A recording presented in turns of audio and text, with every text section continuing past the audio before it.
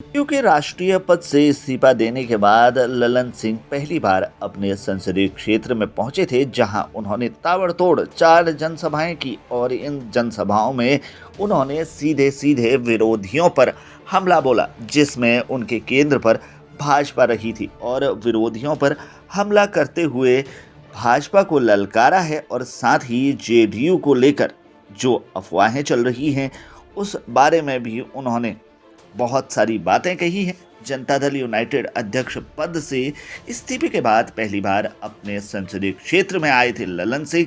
लगातार 4 जनसभाएं करके तेवर दिखाते हुए नजर आए। दरअसल ललन सिंह ने लखीसराय में एक जनसभा की और इस जनसभा में उन्होंने बीजेपी पर हमला करते हुए कहा कि धर्म और आस्था प्रदर्शन की वस्तु नहीं है।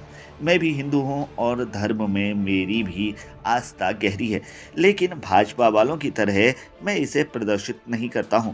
धर्म और धार्मिक स्थल प्रचार के केंद्र नहीं होते हैं। देश भर में लोगों को इसके माध्यम से जुड़े मुद्दों से भटकाया जा रहा है। साथ ही ललन सिंह ने बीजेपी पर आरोप लगाते हुए कहा कि मीडिया को आगे करके प्रायोजित खबरों के माध्यम से भ्रम फैलाया जा रहा है कि बिहार सरकार के गिरने से लेकर जेडीयू में टूट तक की भविष्यवाणी की जाने लगी है, जो कि सच से परे है। बिहार में नीतीश कुमार के नेतृत्व में महागठबंधन की सरकार मजबूत है और आगे लोकसभा का चुनाव भी पूरी एकजुटता के साथ विपक्षी खेमे इंडिया के मंच पर जो है एक साथ लड़ा जाएगा, ये बात उन्होंने दोहराई है। साथ ही उन्होंने कहा है कि भाजपा और मोदी की विदाई का रास्ता बिहार दिखाएगा और इसके लिए यहाँ की जनता ने मन बना लिया है। आपको बता दें कि जनता दल यूनाइटेड के राष्ट्रीय अध्यक्ष पद के इस्तीफे के बाद पहली बार अपने संसदीय क्षेत्र मुंगेर के लखीसराय में पहुंचे थे सांसद राजीव रंजन सिंह उर्फ ललन सिंह और रविवार को उन्होंने जनसभा को संबोधित किया। वे यहां जनसंवाद के कार्यक्रम को संबोधित कर रहे थे। अलग अलग 4 गांवों में आयोजित कार्यक्रम के दौरान ललन सिंह भाजपा पर हमलावर रहे। उन्होंने कहा कि धार्मिक भावनाओं से खेलकर भी भाजपा और नरेंद्र मोदी को अब सत्ता हासिल नहीं होने वाली है।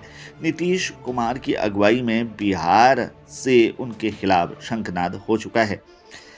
उन्होंने कहा कि हिंदी पट्टी राज्यों बिहार, पश्चिम बंगाल, झारखंड और उत्तर प्रदेश ही उन्हें सत्ता से बेदखल करने के लिए काफ़ी है।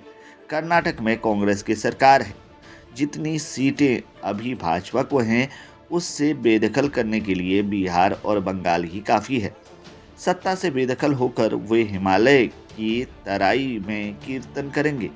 क्योंकि महंगाई बेरोजगारी से नहीं बल्कि धर्म और धार्मिक प्रचार से इन्हें मतलब है। 2014 के लोकसभा चुनाव में हर वर्ष 2 करोड़ युवाओं को रोजगार कर देने का वायदा, कालाधन वापसी लाने का वायदा, प्रत्येक के खाते में 15-15 लाख रुपए देने का वायदा कहाँ गया? 10 वर्षों से शासन में 20 करोड़ लोगों को नौकरी और रोजगार मिलना चाहिए था। काले धन लाने के नाम पर काला धन लेकर अपने चहेते बिजनेसमैन को देश से भगा दिया। इस पर कभी जबान नहीं खुलती है। अभी संसद में भाजपा सांसद की सहमति से 2 उपद्रवी घुस गए। आंसू गैस के गोले छोड़ने पड़े। मैं भी सदन के अंदर था। संसद सदस्य भयभीत हो गए। प्रधानमंत्री और गृह मंत्री से जब इस पर सदन में जवाब मांगा तो सांसदों को निलंबित कर दिया। इससे कोई फर्क नहीं पड़ने वाला है। देश की जनता उन्हें आगामी चुनाव में निलंबित कर देगी। ललन सिंह ने कहा कि इतिहास बदलने वाली भाजपा सरकार ने सुंदर संसद भवन के रहते दूसरा संसद भवन बनवाया। निर्माण कार्य पूरा भी नहीं हुआ, लेकिन शिलापट्टी पर अपना नाम लिखवाने के लिए प्रधानमंत्री नरेंद्र मोदी ने शिलान्यास कर दिया।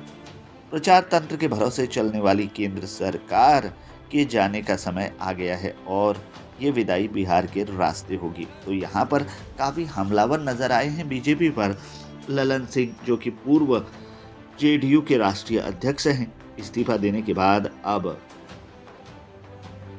जो है वो तेवर दिखाते हुए नजर आ रहे हैं। फिलहाल के लिए इस खबर में इतना ही। बाकी खबरों के लिए बने रहिए हमारे साथ, देखते रहिए हमारे चैनल को, क्योंकि यहाँ मिलेंगी आपको तमाम बड़ी खबरें।